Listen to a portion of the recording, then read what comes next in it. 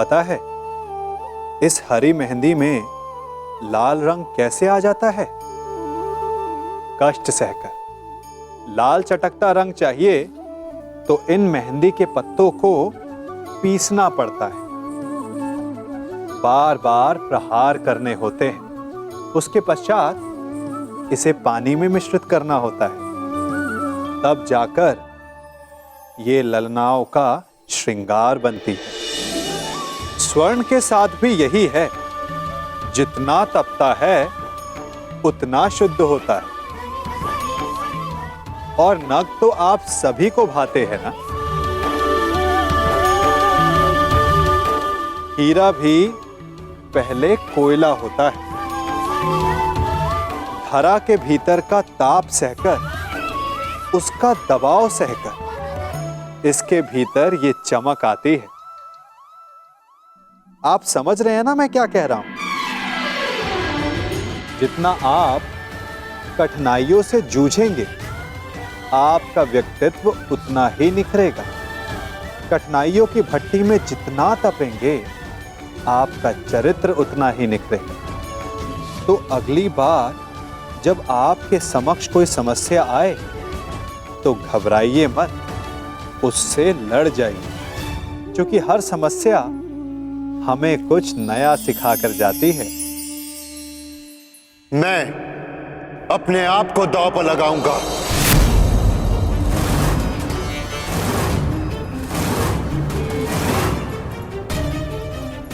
नहीं ज्येष्ठ, दांव पर मैं लगूंगा।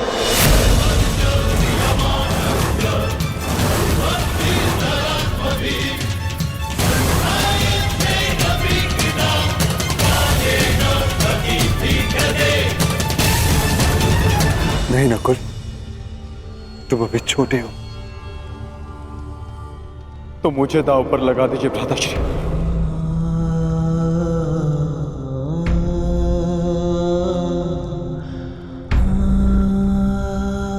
एक अवसर मुझे दीजिए।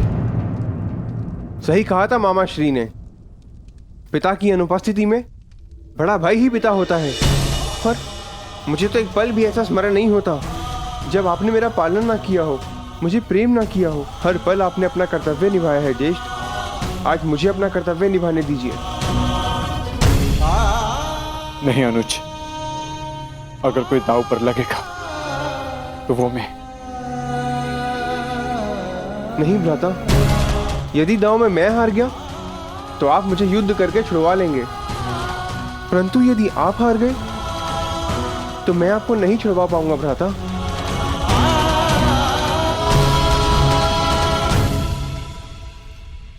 मुझे दांव पर लगाइए ज्येष्ठ और जीत जाइए उस इंद्रप्रस्थ को, जो हम पांचों भाइयों की पहचान है।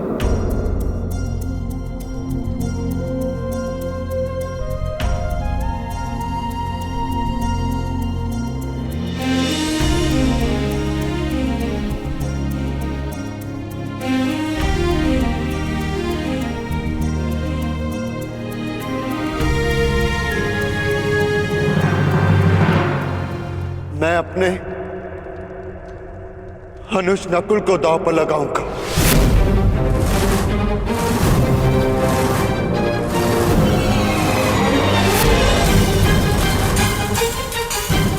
खेलिए सम्राट, इंद्रप्रस्थ को पाने के लिए नकुल को खेलिए।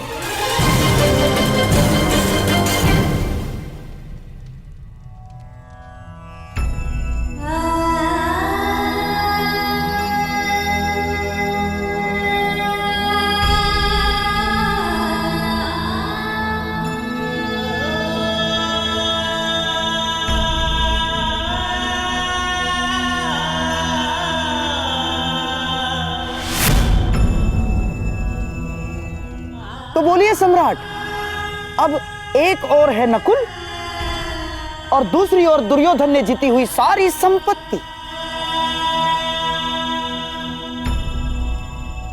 इंद्रप्रस्थ समेत। अब बात आपके मान सम्मान और संपत्ति की है, तो पहला पासा आप ही खेलेंगे।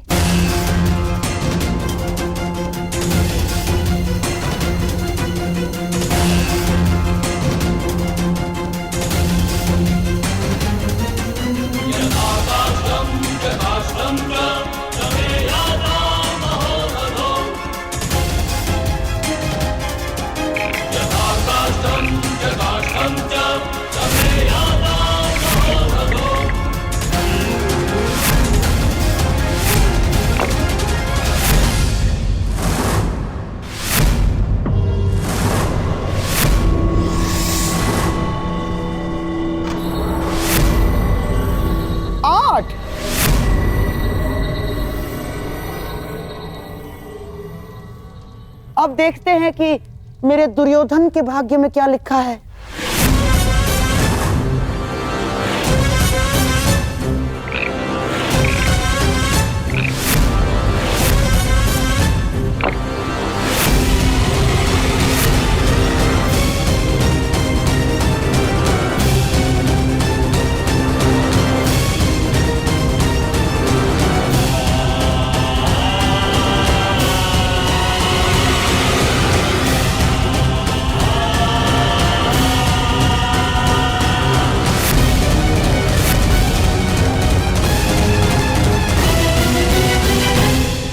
मामाश्री, अंतिम अवसर है। मुझे पांव बारा चाहिए मामाश्री। दुर्योधन, पासे तो भाग्य के अधीन होते हैं। अब देखते हैं तुम्हारे भाग्य में क्या लिखा है।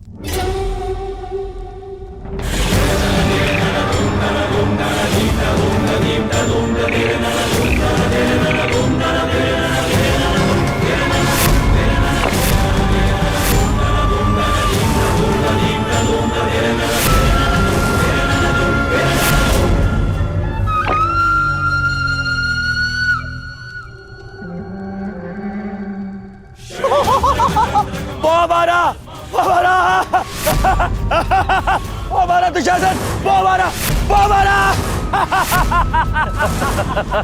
हमारा सीधे पांव पारा।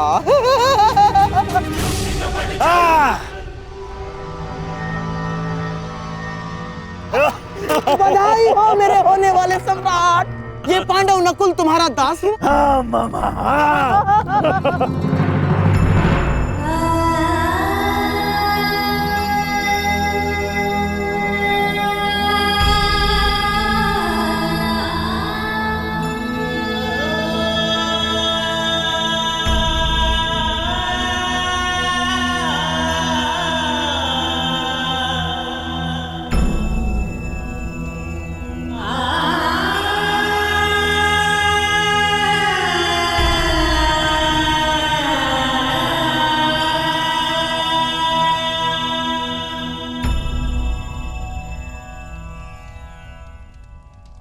नहीं ज्येष्ठ, मेरे गर्व के पल को यूं अपने आंसुओं में मत बहने दीजिए। मेरे लिए ये गर्व की बात है कि मैं अपने भाई के मान के काम आ सका।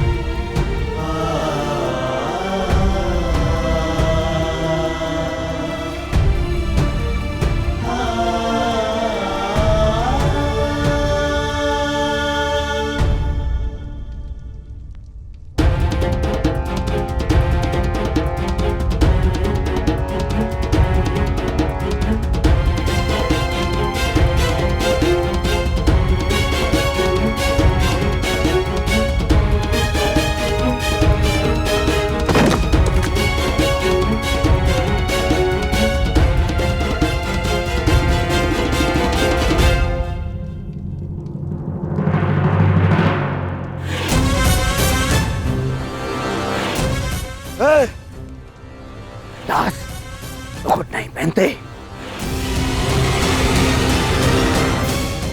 निकाल इसको।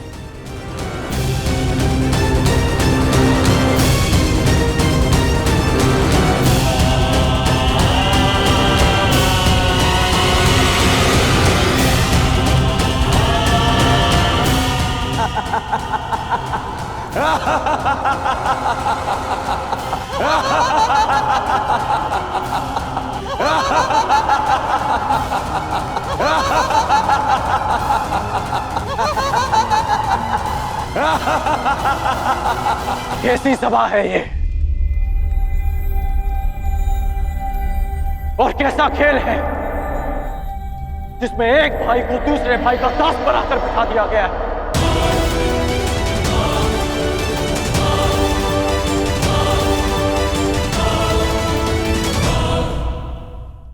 कैसी सभा है ये और कैसा खेल है जिसमें एक भाई को दूसरे भाई का दास बनाकर बिठा दिया गया है। तुम्हारे इस प्रश्न का उत्तर यदि यहाँ किसी के पास है तो केवल सम्राट युधिष्ठिर के पास है अंगराज। परंतु तुम्हें उत्तर देने से महत्वपूर्ण प्रश्न उनके समक्ष ये है कि अब वो किसे दांव पर लगाएंगे।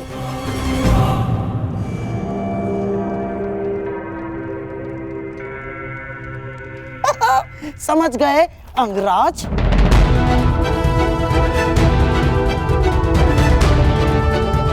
कहिए सम्राट, अब आप किसे दांव पर लगाएंगे?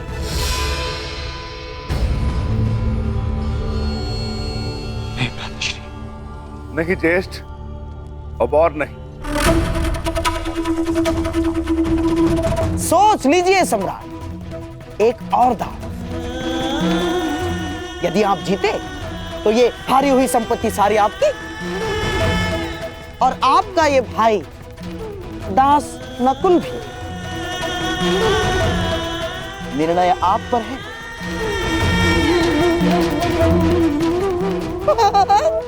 सोच लीजिए।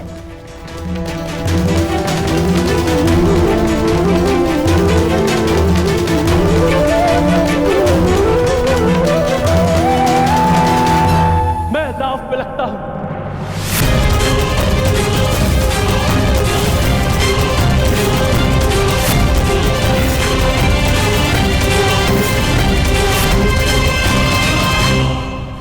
नहीं नहीं सहदेव, नहीं। ज्येष्ठ, ये दाव इंद्रप्रस्थ को पाने के लिए नहीं, अपने अनुज को पाने के लिए खेली। नहीं। एक उंगली अगर दास बने तो शेष सारी उंगलियां स्वतंत्र कैसे रह सकती हैं ज्येष्ठ?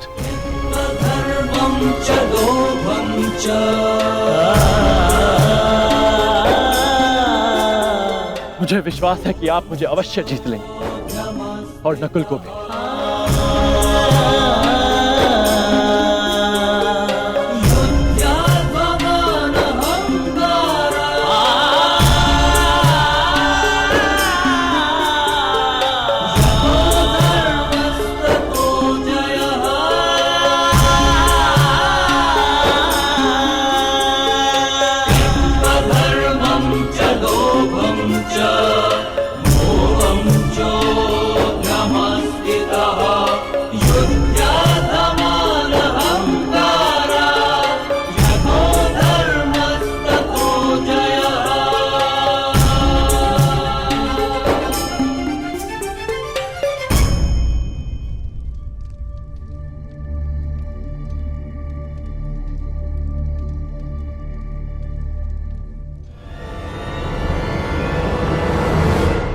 बंद करो इसे, क्षण समाप्त करो इस खेल को, इसे क्षण।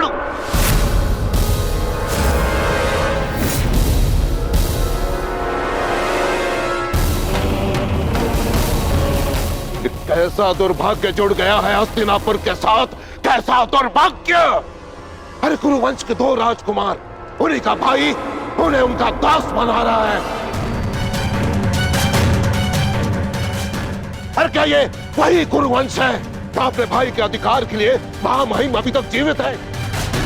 क्या ये वही कुरुवंश है जहां महाराज पांडु अपने राज्य, अपने पुत्रों को अपने भाई के विश्वास पर छोड़कर चले गए थे? आचार्य, नियम ये है कि कोई भी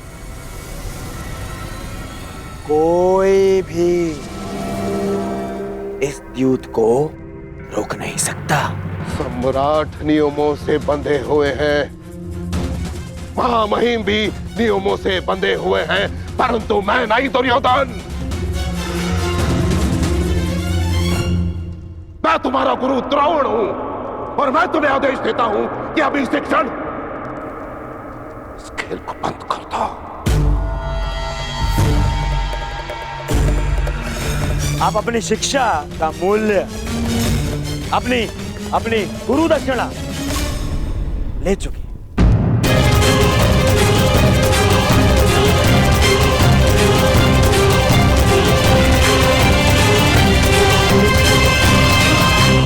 वाह दुर्योधन, तुम्हारे विचार सुनकर अच्छा लगा। अब गुरु वंश में गुरु की शिक्षा मूल्य से चुकाई जाएगी।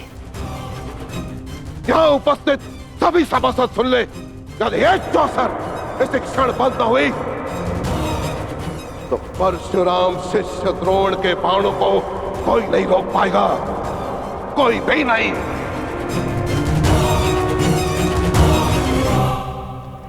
मैंने कहा था ना, इन्हें यहां मत बुलाओ। क्यों बुलाया आपने ने यहाँ? बन गए ना ये यहाँ पे बाधा। तुम भूल रहे हो दुर्योधन, इस बाधा के उपचार को भी मैंने साथ ही में आमंत्रित किया है।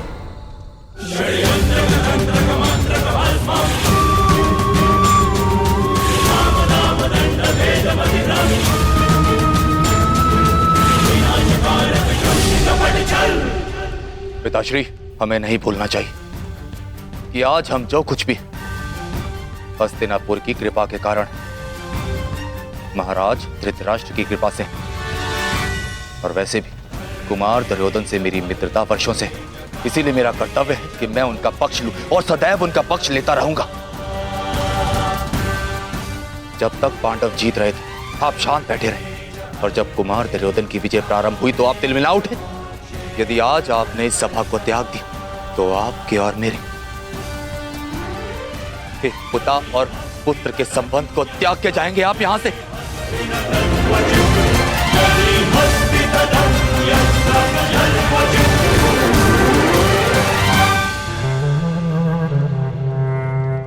आचार्य द्रोण, अब आप इस सभा में रुके हैं अपनी इच्छा से, अर्थात अब आप इस सभा के सभासद हैं और नियम अनुसार सभा के समाप्त होने तक आप नहीं उठेंगे, अन्यथा आप दंड के पात्र होंगे।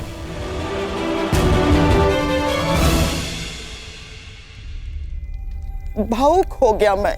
धन्य हो सम्राट, कितने भाग्यशाली हैं आप। तो सम्राट, क्या आपके भाग्य को एक अवसर देंगे? दांव पर लगाएंगे सहदेव को?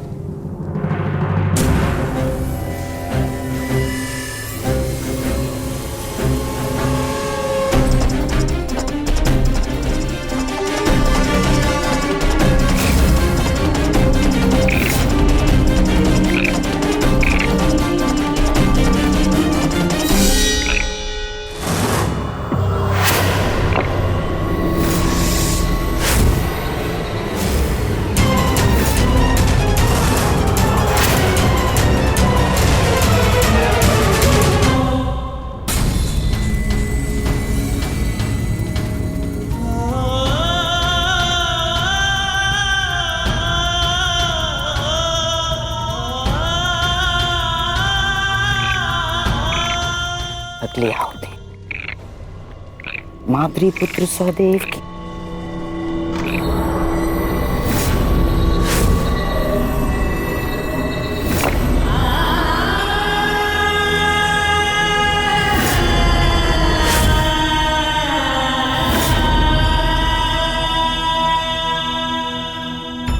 महारानी, सम्राट नकुल सहदेव को हार चुके हैं।